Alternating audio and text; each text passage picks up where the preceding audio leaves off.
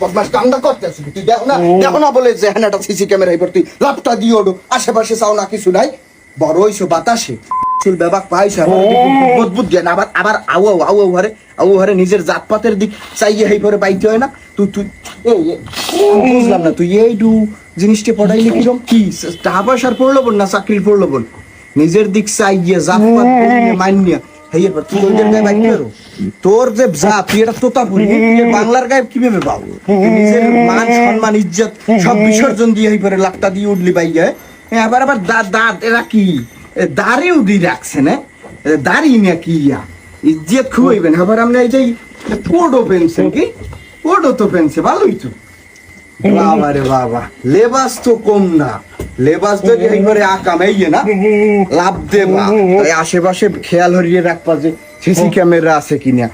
CC camera গুলো আজকাল অনেকের জীবনে কালোই দাঁড়াইছে, ঠিক আছে, এগুলো মাথার মধ্যে